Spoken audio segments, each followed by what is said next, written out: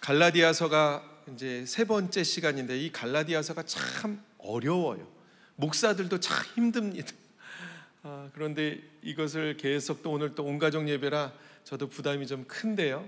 우리가 갈라디아서 첫 번째 시간에 오직 구원은 십자가의 복음을 믿는 그 믿음으로 받는 것인데, 구원은 다른 복음이 있다. 다른 복음은 뭐냐 도대체? 오직 믿음인데 그 믿음 말고 다른 숟가락 얹으면 다 다른 복음이다. 그리고 지난주에는 주님이 그 믿음을 씨앗에 비유하셨는데, 그 믿음이 심겨져서 잎이 나고 싹이 나고 이 줄기가 막 자라서 풍성하여지고 수많은 열매를 맺는데, 문제는 우리가 죽어야 그렇게 되는데 우리가 죽지 못하고 기절만 하는 게 문제다. 기절만 하는 게. 주님, 나는 죽었습니다. 이렇게 우리가 한번 외쳐봤습니다. 기억나시죠? 오늘 이제 8월 첫 번째 주일인데요. G패밀리에 보니까 이런 예화가 있어요. 도와주세요! 도와주세요! 남자는 절벽 끝 나뭇가지에 대롱대롱 매달려서 울부짖었다. 도와주세요! 거기 누구 없어요? 누가 날 좀 도와주세요!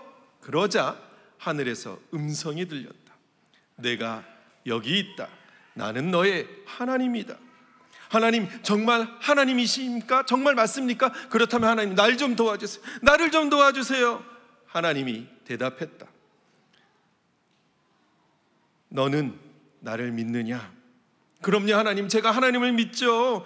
하나님을 믿죠. 그러니까 빨리 나를 좀 도와주세요. 그래, 그럼 내가 너를 도와주겠다.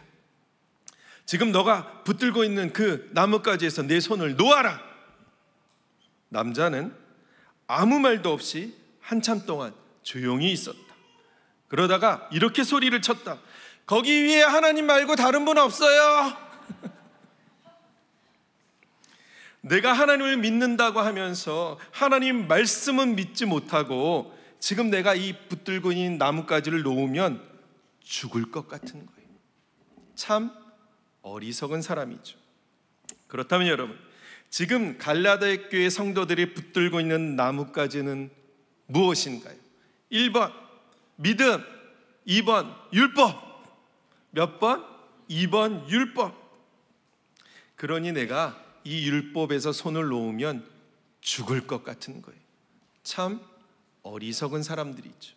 그래서 사도 바울이 얼마나 답답했는지 이 어리석은 갈라디아 사람들아를 2번이나 합니다. 1절에 어리석도다 갈라디아 사람들아, 3절에 너희가 이같이 어리석으냐. 제가 설교하다가 여러분께 이 어리석은 사랑교회 성도들아, 너희가 이같이 어리석으냐 한다면요, 바로 그날 긴급 포도원 회의가 소집될 거예요. 그래서 우리 황혜원 집사님, 다 우리 직인님들, 아무래도 우리 목사가 정신이 이상해진 것 같으다. 자, 살릴 것인지 죽일 것인지 투표합시다. 하여간 사도 바울이 이 어리석은 갈라디아 사람들아 하고 4가지 질문을 해요. 오늘 그것을 좀 알아보려고 해요. 첫 번째 질문입니다. 누가 너희를 꾀더냐? 1절 말씀이에요. 다 같이 시작. 예수 그리스도께서 십자가에 못 박히신 것이 너희 눈앞에 밝히 보이거늘 누가 너희를 꾀더냐? 누가 꾀었죠? 유대에서 내려온 율법주의자들, 거짓 교사들. 유대로부터 거짓 교사들이 내려와서 갈라디아 사람들을 보니까 이방인들에게도 구원이 있다는 것을 알았어요. 이방인도 성령 받는다는 것을 알았어요. 그런데 슬그머니 숟가락 하나를 얹습니다. 우리가 너희에게 구원이 있고 너희에게 성령이 임재가 있다는 것을 인정한다. 그것을 내가 안다. 그런데 말이야, 구원은 말이야, 그것만 가지고는 되는 게 아니야. 우리 조상들이 모세로부터 내려온 율법이 있는데 그 율법을 지켜야 구원받는다. 그러니까 갈라디아 성도들이 난리가 난 거예요. 그럼 그렇지, 그렇게 구원이 쉬울 리가 없지. 우리가 뭔가를 해야 되지. 율법을 지켜야지. 다 넘어가는 거예요. 다 넘어가. 여러분, 갈라디아 교회 사람들은 이미 바울로부터 복음을 받은 사람들이에요. 구원은 그리스도의 십자가를 믿는 그 믿음으로, 그 은혜로 천국 간다, 구원 받는다는 사실을 알고 있었어요. 그런데 이제는 십자가 복음의 진리에서 떠나 율법을 붙잡고 대롱대롱 매달려 있는 거예요. 그러니 사도 바울이 속이 시커멓게 타들어가는 것이죠. 사도 바울이 두 번째로 묻습니다. 둘째, 율법이냐 믿음이냐? 2절 시작. 내가 너희에게서 다만 이것을 알려 하노니 너희가 성령을 받은 것이 율법의 행위로냐 혹은 듣고 믿음으로냐? 여러분, 우리에게 임하신 성령님이 율법의 어떤 행위 때문이었습니까? 듣고 믿음 때문입니까? 듣고 믿음 때문이죠. 그럼 제가 조금 비틀어서 여쭤볼게요. 임하신 성령님이 내가 듣고 믿었기 때문에 그 결과로 성령을 받은 건가요? 아니면 성령이 내 안에 임재하셔서 그 성령님께서 듣고 믿게 하신 건가요? 질문이 좀 헷갈리시나요? 다시요. 그럼 다시. 내가 듣고 믿은 결과로 내가 뭘 해서 성령 받은 건가요? 아니면 성령이 먼저, 하나님이 먼저 나에게 찾아오셔서 믿게 된 건가요? 주님이 먼저 찾아오셨죠. 고린도전서 12장 3절 말씀 시작. 그러므로 내가 너희에게 알리노니 하나님의 영으로 말하는 자는 누구든지 예수를 저주할 자라 하지 아니하고 또 성령으로 아니하고는 누구든지 예수를 주시라 할 수 없느니라. 성령의 역사가 아니면 누구든지 예수를 주시라 할 수 없다. 내 안에 성령께서 예수님이 진짜 내 주님이시다, 그것을 알게 하셨다는 거예요. 그래서 믿음의 고백은 내 안에 성령님 계신다 증거가 됩니다. 내 안에 성령께서 역사하지 않으시면 아무리 들어도 안 돼요. 아무리 들어도 안 돼요. 우리가 아무리 복음을 쏟아보아도 안 돼요. 내가 아무리 믿으려고 해도 안 되는 거예요. 그럼 여러분, 사도 바울은 왜 이렇게 헷갈리는 질문을 우리에게 던지는 걸까요? 여러분, 이신칭의라는 말 들어보셨죠? 제가 참 오늘 어려워요. 아이들 이렇게 많은데 이신칭의 막 이런 거 얘기해야 돼. 이신칭의, 써이 믿을 신 일컬을 칭 오를 이, 믿음으로써 의롭다고 칭하여진다, 일컬음을 받는다는 뜻입니다. 죄인이라도, 우리가 죄인이라도 주님 믿으면, 예수 그리스도의 십자가 사건을 믿으면 하나님이 의롭다 인정해 주신다는 거예요. 그럼 구원받는 것이죠. 우리가 예수 믿는 사람이면 하나님이 내가 예수 믿는 그 믿음을 보시고 의롭다 인정해 주신다는 거예요. 그럼 여러분, 우리는 완전히 다른 신분의 사람이 됩니다. 죄의 종노릇하는 신분에서 하나님의 자녀가 돼요. 그래서 이제는 우리가 똑같은 세상을 살아가도 하나님의 자녀의 신분으로 살아가는 거예요. 그리고 하나님의 자녀의 신분으로 살아가는 하루하루를 우리는 성화라고 합니다. 얘들아 미안하다 성화라고 해요. 문제는 이 성화의 과정을 내가 뭔가를 노력해서 그것을 이룰 수 있다라고 생각한다는 것이죠. 하지만 여러분, 내가 율법을 지켜야 구원받는다가 아닌 것처럼 성화는 나의 노력과 의지의 결과로 이룰 수 있다가 아닙니다. 안타까운 것이 정말 많은 성도들이 십자가의 복음을 어떻게 생각하냐면요, 십자가를 이제 내가 성화의 길을 시작하는 어떤 관문처럼, 통과하는 관문처럼 십자가의 복음을 생각한다는 거예요. 여러분, 그림을 한번 그려보세요. 어떤 사람이 예수님 모르고 살았어요. 예수님 모르고 살다가 세상 좋은 것대로 살다가 복음을 받아들였어요. 그리고 예수님을 믿고 그리스도의 십자가를 통과해서 그 신분이 이제 바뀌어서 하나님의 자녀가 돼서 성화의 길을 걸어갑니다. 그림이 그려지시죠? 십자가를 통과해서 신분이 바뀌어서 성화의 길을 걸어가요. 만약 그렇다면, 그림이 그렇다면 우리는 신앙의 연수가 더하여 갈수록, 성화의 길을 걸어가면 갈수록 십자가는 점점 멀어져요. 이게 함정입니다. 십자가는 내가 한번 예수님 믿었을 때 그때 구원의 구속의 십자가 그 한 번만 역사하는 게 아니라는 것이죠. 여러분, 십자가의 복음이 씨앗이 심겨져서 싹이 나고 잎이 나고 줄기가 막 성장하려면 당연히 그 믿음의 뿌리에 기반을 두는 것이지, 어떻게 뿌리 따로 줄기 따로가 될 수 있습니까? 믿음 따로, 이신 따로, 이신칭이 따로, 우리 성화 따로 될 수가 없다는 거예요. 왜? 성화는 십자가를 관문처럼 지나가는 것이 아니라 계속해서 나의 십자가를 지고 그리스도의 십자가를 바라보고 가는 거예요. 계속해서. 우리 첫째 날 이렇게 십자가가 있고 신앙의 연수가 이렇게 되고 우리 삶이 이렇게 된다, 중간에 십자가가 계속 채워져야 된다, 그런 이야기 나눴잖아요. 십자가는 계속 삶에서 채워져야 합니다. 그게 성화의 길이에요. 그런데 문제는 자꾸만, 저도 그래요, 십자가의 복음을 생각하진 않아요. 난 이미 구원받았으니까 그건 그냥 지나간 거야. 그리고 우리는 성화에만 관심이 많습니다. 믿는 사람이 도대체 어떻게 살아야 하는가, 여기에 관심이 많아요. 어떻게 행동하고, 어떻게 기도하고, 어떻게 봉사하고, 어떻게 성경 큐티 잘하고, 어떻게 자녀 양육 잘할까, 세상에서 어떻게 살고, 세상에서 믿는 사람이 어떻게 성공해야 하는가. 여러분 가만히 보세요. 이게 다 율법 아닌가요? 내가 뭘 어떻게 하면 뭘 얻을 수 있어.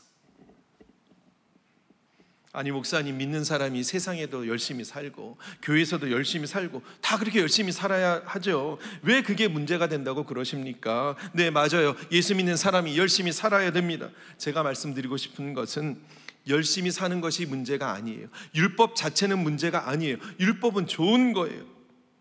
그런데 우리가 율법을 의지하고 산다는 것이 문제예요. 율법적인 삶을 산다는 게 문제예요. 무슨 말인가? 내 자녀가 고3예요. 고3인데 이제 수능이 얼마 안 남았어요. 그래서 엄마가 새벽 기도를 나갑니다. 여러분, 이 엄마가 율법을 의지하는 건가요? 아닌가요? 아직은 몰라요. 똑같이 새벽 예배를 나가도 엄마 마음이, 그래도 내가 예수 믿는 사람인데 내가 자녀를 위해서 40일 새벽 기도 정도는 해야 주님이 우리 자녀를 좋은 대학에 붙여주실 거야, 내가 100만 원 헌금 정도는 해야 주님이 도와주시겠지 하는 순간 율법적인 삶이 되고 만다는 거예요. 여러분, 40일 새벽 기도가 얼마나 귀한 건가요? 우리 생활비 중에 100만 원 헌금이 얼마나 귀해요.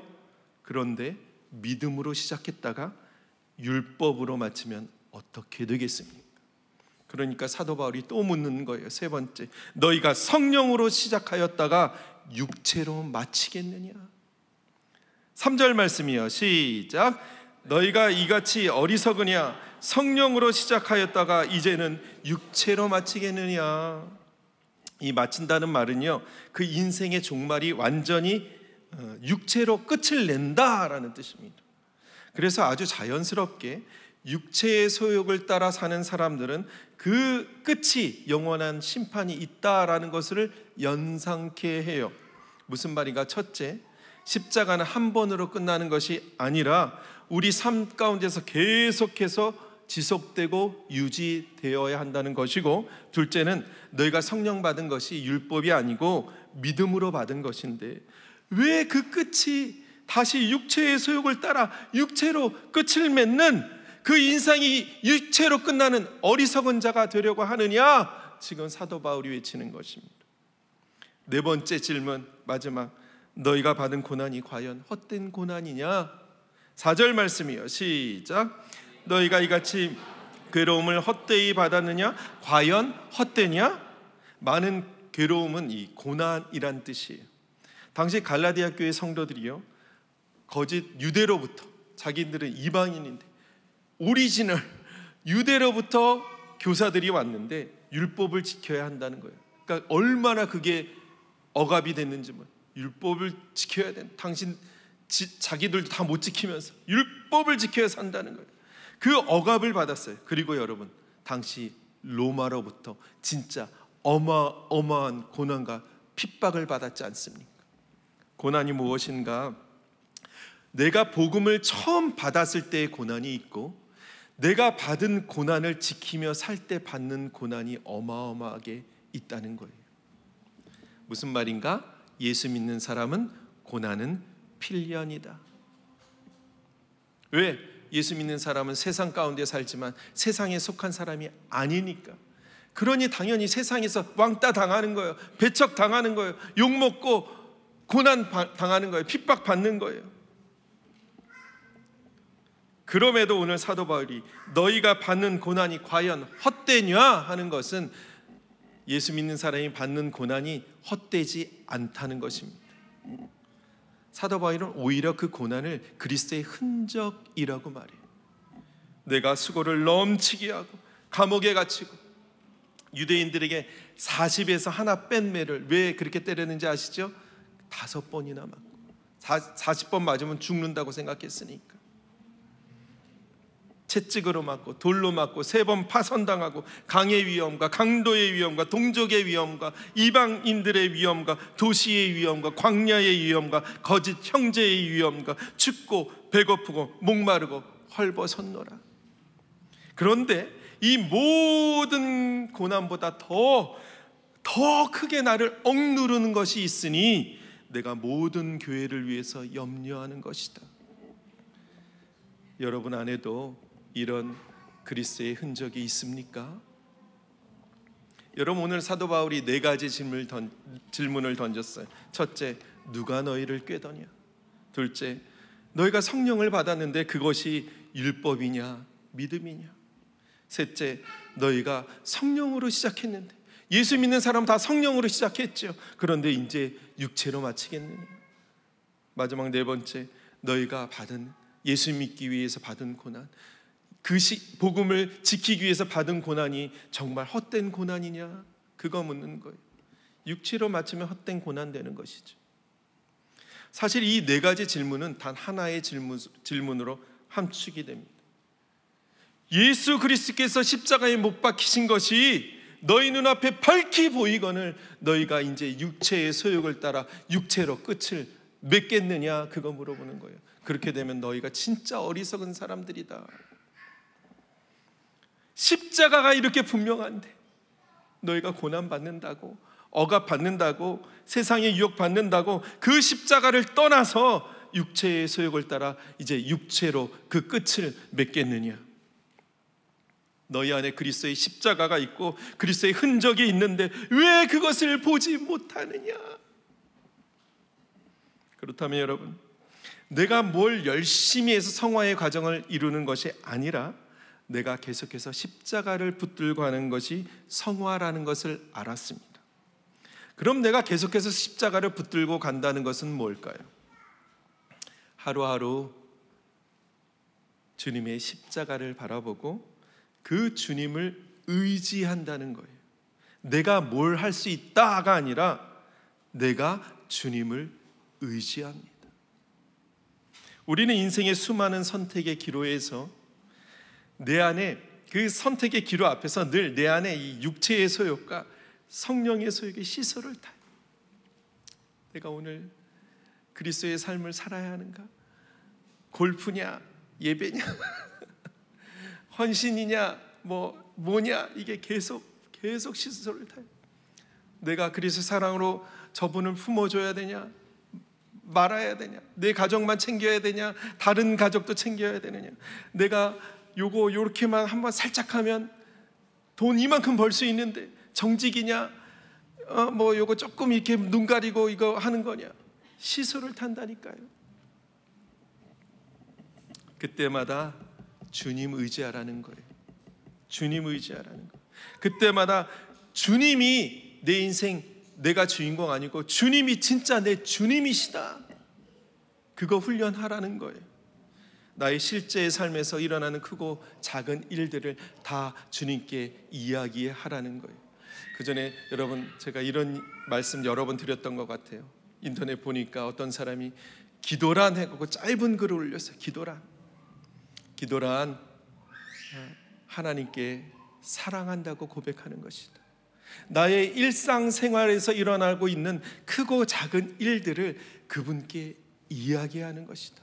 지금 그분께서 듣고 계심을 확신하면서 말이다.